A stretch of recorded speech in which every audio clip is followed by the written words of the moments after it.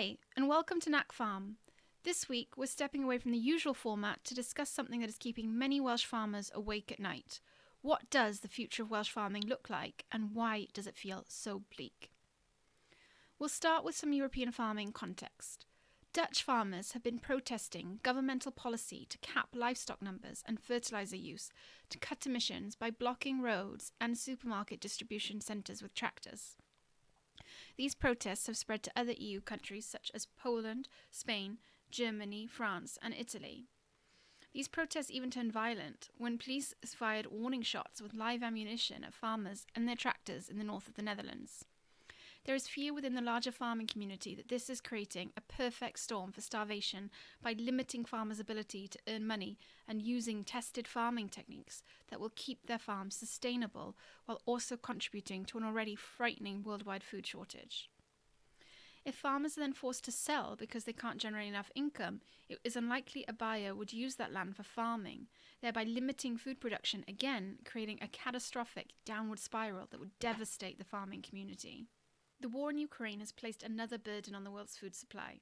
The Global Food Price Index, which measures the monthly change in the price of food commodities, has been pushed to its highest level since records began in 1990. The cost of foodstuffs is rising, the political will to produce food has taken a back seat to offset global emissions, and farmers are not reaping the benefits of these higher prices on food while the cost of operating their farms skyrocket. The situation for farmers is dire. The burden grows heavier on farmers in the EU and Britain to produce food while their ability to do so is limited. While it is logical to assume the free market should raise the price of staples like milk, lamb and beef, the farmers haven't seen the price rise for them. Supermarket chains are raising prices, but farmers aren't seeing any of these profits.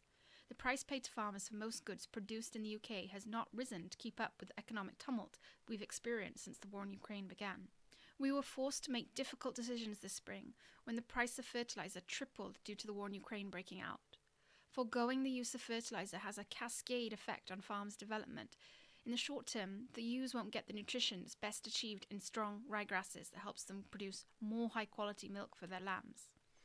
That in turn causes the lambs to develop more slowly. The slower the lambs develop, the longer it takes to sell them and the more they cost the farm. A lack of fertiliser also allows grasses and growth besides the ryegrass to take hold faster, causing a knock-on effect for future years. When the ryegrass isn't fertilised properly, the costs increase on numerous levels. Longer turnaround on lambs and the cost of reseeding the land are just the beginning. Fertilisers are used in every form of farming, and the cost will carry over throughout the industry. Welsh farmers, including Knack Farm, are expecting an insurmountable price hike on sheep feed and silage, which is essential for sustaining a flock throughout the winter months while their lambs are gestating. Livestock farmers have already been forced to make difficult decisions after being squeezed at both ends, neither being able to produce grass and silage on their own land due to the cost of fertiliser, nor being able to afford what will undoubtedly be one of the most expensive years for livestock feed in history. The entire Welsh countryside is cutting the size of their flocks dramatically in preparation for a prohibitively expensive winter. Over the past few years, farmers have faced growing uncertainty in Wales on a number of fronts. Though the majority of people in Wales have voted to leave the European Union, with 52.5% of voters choosing this option, the impact on farming was largely unknown. While Brexit has not led to the overnight collapse of the industry as some feared, there have been serious challenges precipitated by Brexit. The prices of fuel, fertiliser and feed being chief concerns among farmers. All the while, Britain as a whole begins to sweat as supermarket shelves are left empty of basic foodstuffs. To understand the true fear of British farmers, we have to look back to the last major food crisis in Britain that took place during World War II in 1939. Britain imported 60% of its food, and the global food supply chain was hit hard by the war. That shone a light on the importance of national food security and Britain's inability to produce its own food. After World War II, UK farming subsidies were introduced as a response to the shortages of the war. The subsidies paid out money for farmers in exchange for increasing food supply. This system later changed, and farmers were then paid according to the size of their holding instead of the volume of food produced. This subsidy is known as BPS, or Basic Payment Services. When the UK voted to leave the EU, that put the £337 million a year that went to Welsh farmers' subsidies on the chopping block. The margins on farming are so slim that many farmers currently working in Wales wouldn't survive without their basic payments. This makes the ongoing uncertainty around how much and what a replacement to the BPS might look like a mounting concern. The Welsh Government has not been able to decide what a replacement subsidy would look like and told farmers subsidies will not be received based on how much food is produced or blanket acreage, but instead compensation would be based on environmental payment services.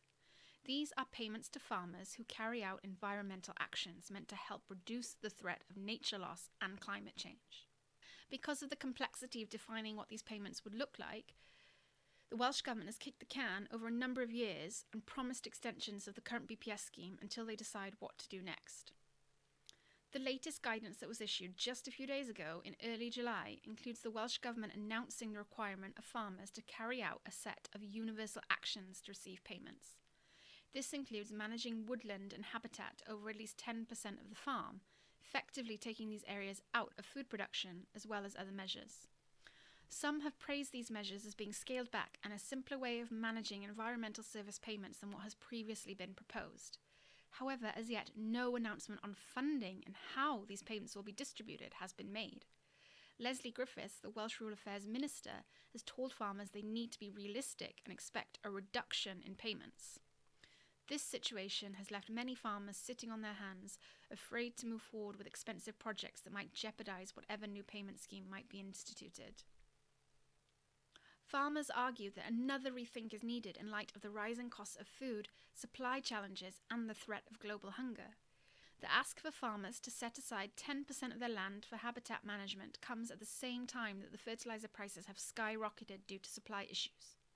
Fertiliser prices have risen 30% since the start of the year, on the heels of an 80% rise last year. If farmers can't afford to buy fertiliser, they need to use greater amounts of land to keep the same amount of livestock, or they need to reduce the number of livestock they have. Here at Knack Farm, we were unable to afford to buy fertiliser this year. Our stocking rate is lower than average, so we can scrape by without it. Though it does make for a nervous spring, keeping an eye on the grass and watching it grow. Friends and neighbouring farms are either looking to rent more land for grazing or reduce their stock. Alongside these plans, the Welsh Government has also pledged to plant 86 million trees by 2030, which would require farmland that is currently in use for agricultural purposes be given over to tree planting. This is an issue that creates a lot of concern in rural communities. Last year, a farm in a neighbouring village of Cwtacadno was sold to Foresight Limited, an investment company based in London, to plant trees as a carbon offsetting tool for major corporations. There was widespread opposition to the blanket planting of non-native conifer trees, with a petition to save the valley that garnered over 60,000 signatures. And last week, our local community was informed that 100 acres will be planted in our area to offset carbon for an airline consortium.